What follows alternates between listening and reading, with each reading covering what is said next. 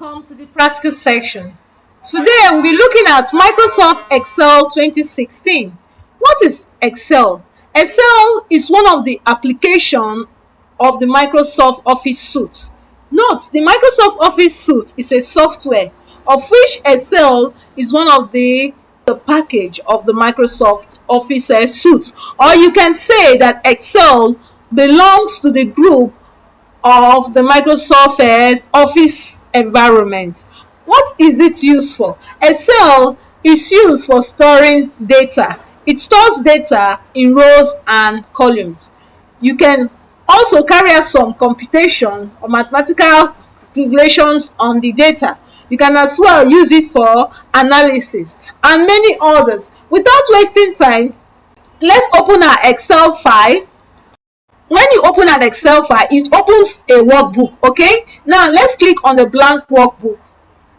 The blank workbook is opened before us. So whenever an Excel file is being opened, it opens up a workbook. Likewise, whenever you are saving an Excel file or Excel document, Excel file, you are saving it as a workbook. So by default, it comes with a title, and the title we have before us here is the book 1. We have book 1 as the title. And at the left side, you have your quick access toolbar. This is your quick access toolbar. By clicking on this drop down arrow, you have your customized quick access toolbar where you can add more tools to your quick access toolbar. You know, these tools are the quick access toolbar contains tools that are often used. Okay, so you can click on the customized tools to add more tools. Like you see here, we have 3 that is checked. So if you want to add more, you click on the check here. It adds more tools. Okay, so if you want to remove it, go same way and uncheck it by clicking on it, and it goes off. So but if you want to add more tools that are not here displayed here, you have more commands. Click on more commands. When you click on more commands, you see that you have more customized tools. You have more tools. So you might choose to add any of these tools to the quick access toolbar. Now let's add the first tool here, which is the filter tool. Click on it and click on add. So any tool you want to add, you click on the tool, then you click on add. It's being added to the quick access tool or the customized quick access toolbar. Then you click OK. Once you click OK, you see it appear here on the quick access toolbar. Then if you want to remove it, you go same way, click on more commands, and then click on that particular tool to highlight the tool. Then you click on remove, and then click on OK. You note that it goes off totally from the quick access toolbar. Now what about the right side?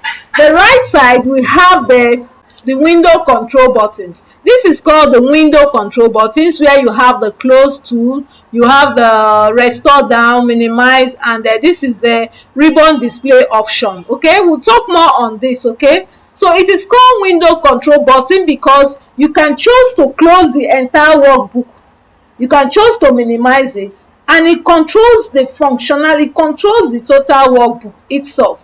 This is where you close your work, and when you close your work, you cannot do anything on the workbook again. So it controls your workbook. So it's called window control button. Now let's proceed. Below the title bar, we have the tabs. You have different tabs. The first tab here is the file tab, and when you click on the file tab, you see the file tab, it controls the backstage view of your document. Here you cannot see any ribbon, but you have your control over your entire document. So but you have some tabs here. You have the info tabs that tells you more about your document. You can protect it, you can do whatever you want to do. So that's why they say it is the backstage view. You can do it here at the backstage. You have your new, if you want more, if you want a new blank sheet, or you want to use an already existing template, you can choose it from here as is being displayed. You can open an existing document from here. You can save your work, an existing work you are doing, a work you have saved before, and probably you have done some editing on it, or you have added some things. You can choose to resave it. You can save as by saving a new work you're working on. You can save it here, save it on your desktop or your flash disk or wherever you want to save it, okay, or documents or wherever you want to save it. This is where you can click to save your work. You can print your work and arrange your work the way you want it to look, and you can share it. You can share your work to your email and so on, okay. You can share it for other people to have a feel of it or to have access to it, okay. You can export your work, an existing work, and export it as a PDF or SPS documents or different file type. You can change your file type, change it, okay. You can export your work, you can close the existing work, you can sign in and sign out, office team, and so many things and options. Okay, let's proceed. As time goes on, we are going to be we'll still be recalling some of these functions so that we and be using it in our work as we proceed. Without wasting time, let's go back to where we came from by clicking on that back arrow, okay. So by default, as you open your workbook, it opens up the home tab and each ribbon by default. Now you can see that every tab has a ribbon and each ribbon has a group. These are the ribbons. The home tab has its own ribbon, the insert tab has its own ribbon, the page layout has its own ribbon, and this ribbon has its own group. Like you can see, page layout, this is a theme group, page setup group, scale to fit group, sheet option, arrange. Just as we have in the home tab, you have the clipboard group, the font group, alignment group, number group, styles group, cells group, editing group. So also all these tabs, if you click on it, you know that some of this group has a launcher. Like the home tab, the clipboard group has a launcher. Let me use the pen tool so that we can understand what we mean by the launcher, okay. So here is the launcher. This is a launcher, this is a launcher, this is a launcher as well. And if you click on this launcher, it brings up a side panel, okay. Click on the launcher, it brings up a side panel or a dialog box. This one brought up a side panel. If you click on this launcher, it brings up a dialog box to expatiate more on the group, okay. Let's close it. So you see that some of this launcher has a side panel or a dialog but not all the groups has a launcher. Like you can see, this style group doesn't have a launcher, the cells group doesn't have a launcher, the editing group doesn't have a launcher. So also to other tabs, if you click on some of these tabs as well, you see that some of them doesn't have a launcher while some has a launcher. Like this arrange doesn't have what? A launcher. And clicking on some of the launchers, you see that it has a side panel or a dialog box to expatiate more on a particular document you are working on, okay. So now below the buttons, you have your formula bar. This is your formula bar, and you also have your name box. The name box, what is on it is A1, telling us that we are on column A, row 1. We also have your formula bar, and on the formula bar you have different tools which you can use for your computation and many others. As time goes on, as we proceed in this class, you see that we are going to be using some of this function, okay. Like now, let's say I've clicked on a different cell. This is the active cell, and the active cell is being highlighted whenever you click on it, and now it has reflected on the name box telling me that I am on column C, row 4, okay. Now if you type anything, it appears on the formula bar. Here, if you click on it, click on cancel. Here it cancels whatever you type, okay. So now looking at this is the worksheet itself, okay. This is the worksheet, and in every workbook you can have a worksheet that it comes by default sheet 1. You can have more than one worksheet on a workbook.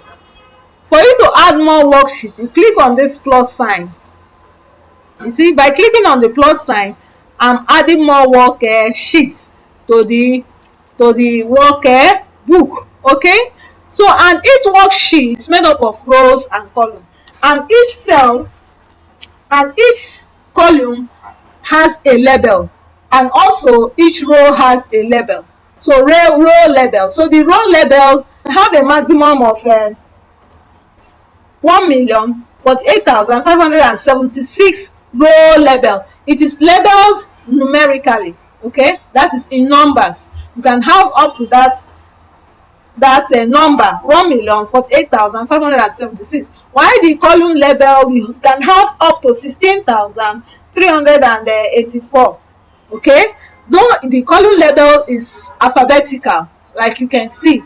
Okay, so now we have sheet 1, sheet 2, sheet 3. You can rename any of the sheets. Let's say you want to rename this. Let's double click on it, and probably let's call it budget 1. Budget 1.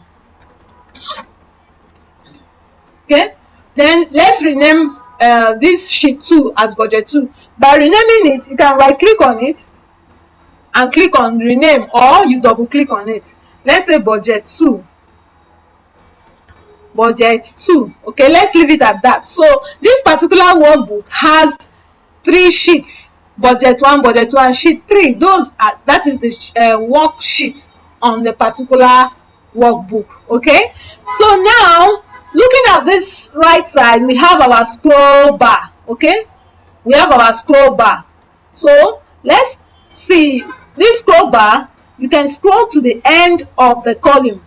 Like we said, that each column, if as you keep going, the scroll bar will continue scrolling it can scroll to the end, depending on what you want to do. So it has the capability of scrolling to the end of the column, and have about 16,384. You can scroll to that end.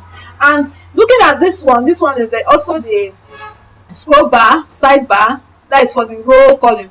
Okay, you can take it down. Up to 1,048,576. So that is it. So what are we going to be working that will now consume such number of rows and columns in Excel?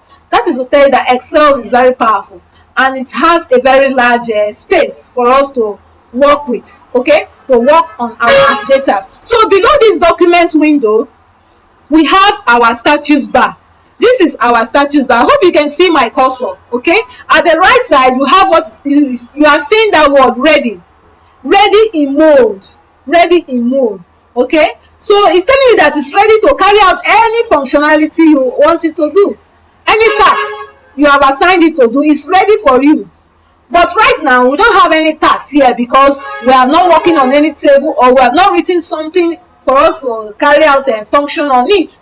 Okay, so that is why you are not seeing anything here. At the right side, this is your view tab. Okay, so here you see it's normal. Here you have your page layout, and here you have your page break preview. Okay, and this is your zoom slider. You have your zoom slider. You can zoom. Let's say we type something. My first practical, let's type something on this cell, this active cell. My first practical, let's say practical. Okay, now you've typed something here. Okay, now let's go back to our zoom tool. As you zoom your work, it zooms the cell. You see, it brings the cell closer to your view. But note that our text still remains the way it is.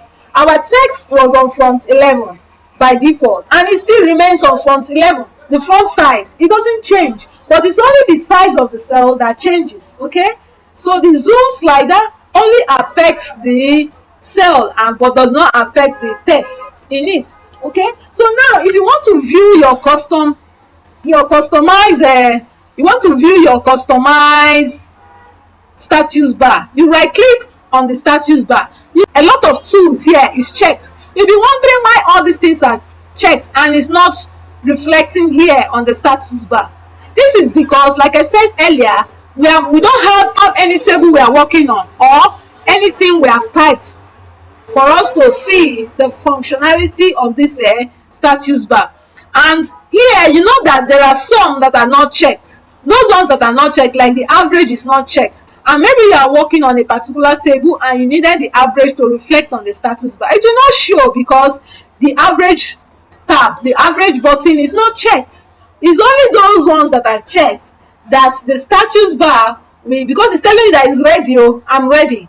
The status bar will now execute its functionality and it will bring out the results here at the status bar for you to see. Okay, so now as time goes on, we'll work on that. Meanwhile, let's go to the ribbon display option. I said we are going to expatiate on that.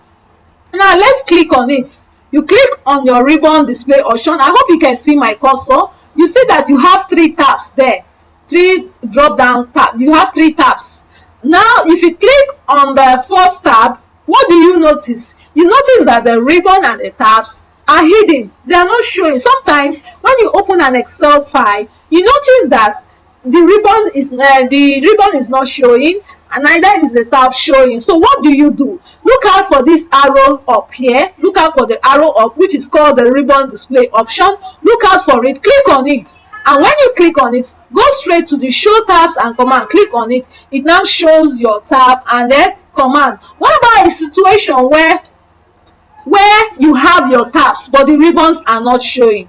You follow suit, go same way. Look out for this ribbon, click on it, and then click on show tabs and then command. Meanwhile, there's something I want to show you. If you have something like this, no ribbon, no tabs, sometimes we put our mouse over the top here. You see that you click on it, you see that your ribbon appears, and you start doing your work. You'll be happy that the ribbons are showing and the tabs are showing. And after doing your work, you note that the ribbon goes back again, disappears again. In order to stop this, you need to look out for the ribbon display option. Click on it and click on show tabs and command, and you see that your tabs remains until the end of your work. So even if you close your work and reopen it, you always see your tabs and your ribbons. Okay, let's save our work. Okay, let's save our work on a desktop. You can choose to save it in your flash disk. You can choose to save it wherever you want to save it. And note that whenever you save an Excel file, it saves by default in your document folder, but we don't want to save it in our document folder, so we are going to click here, save as. You click on browse. But if I don't want to click on browse, since I have desktop here, I can choose to click on my desktop because I recently saved something on my desktop. And whenever you save something recently, you see that it appears here. Okay, but I just want to go through this process. Click on browse. Then when you click on browse, you can now choose the particular place where you want to save your work. You want to save it, if it is a flash, by the time you insert a flash, you see the flash here. You chose your flash. So because I want to save it on a desktop, so I'm going to click on desktop. I've clicked on desktop and you see the file name. So I'm going to change the file name to Debbie Practice. Debbie Practice. Okay, so you can save it as your own name because we are going to be using this file as we proceed in our next class. You click on save. As you save it, that's saved directly on your desktop, and you can see the title have changed. You have changed the title to what you desire. Thanks for being with me thus far, and ensure you don't miss out in our next class.